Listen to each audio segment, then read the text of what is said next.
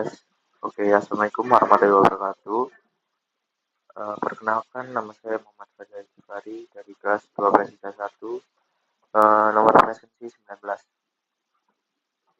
Di sini saya akan menjelaskan mengenai ujian praktek saya, yaitu ujian praktek informatika dan IPAS.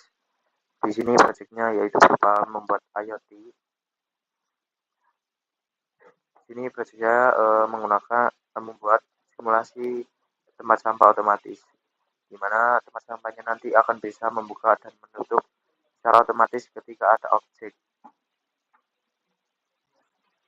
Langsung saja kita ke penjelasan rangkaian terlebih dahulu.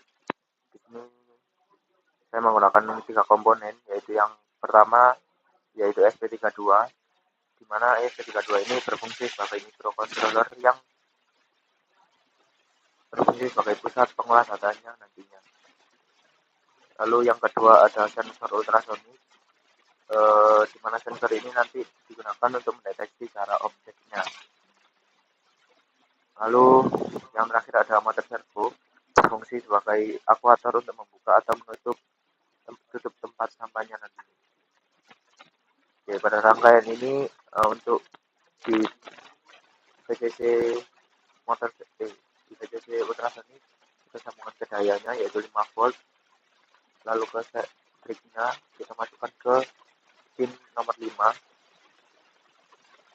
lalu untuk egonya kita sambungkan ke pin nomor 18, dan yang terakhir untuk groundnya kita sambungkan ke ground juga. Jadi seperti berikut. Lalu untuk motor servo, yang pertama untuk ground kita sambungkan ke ground juga, lalu untuk voltnya atau cahayanya kita sambungkan ke 5 volt juga.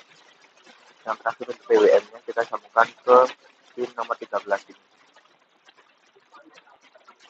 Oke, untuk selanjutnya penjelasan cara kerja sistem. Jadi dimulai dari sensor ultrasonik ini nanti yang mendeteksi jarak objek di depannya. Jadi sensor ini bekerja dengan cara mengirimkan gelombang ultrasoniknya nanti, kemudian gelombang tersebut akan dipantulkan oleh objek dan kembali ke sensor. Lalu untuk SP32 ini nanti kemudian menghitung waktu pantulan untuk menentukan jarak objek dan sensornya nanti. Jika objek berada pada jarak kurang dari 20 cm, sistem ini nanti akan mengirim ke motor servo, lalu motor servo nanti otomatis membuka atau menutup tempat sampahnya nanti. Akan tapi jika objeknya berada lebih dari 20 cm, maka servo akan kembali ke posisi semula sehingga menutup tempat sampahnya nantinya. Kurang lebih untuk penjelasan programnya seperti berikut. Di sini saya menggunakan bahasa C++. Kurang lebih seperti berikut. Ini untuk posisi awal yaitu tertutup. Lalu ini untuk mengirim sinyal ultrasoniknya. Lalu menerima pantulan dan menghitung jaraknya nanti. Kira-kira seperti bagaimana. Lalu untuk logika servonya seperti berikut. Jika jarak di bawah 20 cm akan servonya akan terbuka nanti. Namun sebaliknya jika lebih dari 20 cm akan tertutup. Oke, kita demo langsung coba. Nah, di sini sensor ultrasonik kita berada di jarak 8 cm, di mana 8 cm ini akan otomatis membuka motor servo ini. Akan tapi jika jarak di ultrasoniknya terdeteksi di atas 20 cm, di sini status servonya akan menjadi tertutup. Sedangkan kalau di bawah 20 sampai 15 cm ini otomatis akan terbuka.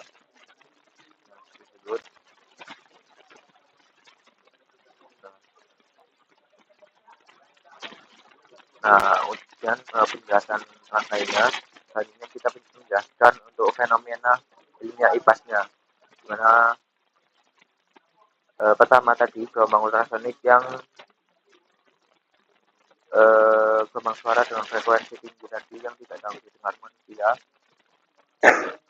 Lalu kedua adalah konsep pemantulan gelombang, di mana gelombang suara yang dipancarkan sensor akan dipantulkan oleh objek dan kembali ke sensor.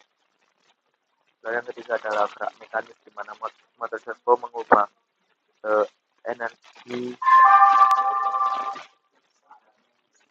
listrik menjadi gerakan sudut untuk membuka atau menutup motor servo ini tadi.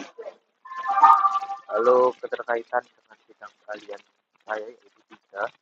Untuk proses ini dalam dunia industri dan teknologi modern, sistem otomatis seperti ini itu akan sering digunakan dalam konsep IoT nantinya, di mana berbagai perangkat dapat saling terhubung dan bekerja secara otomatis berdasarkan dari data sensor ini tadi. Nah, proyek ini juga dapat diterapkan pada smart home atau proyek-proyek lain seperti smart home, sistem keamanan, atau sistem parkir otomatis yang lainnya. Oke, mungkin sekian penjelasan untuk proyek saya. Dari proyek ini dapat saya simpulkan bahwa sensor, mikrokontroler, dan aktuator dapat bekerja bersama untuk membangun sebuah sistem otomatis yang sederhana namun akan tetap bermanfaat.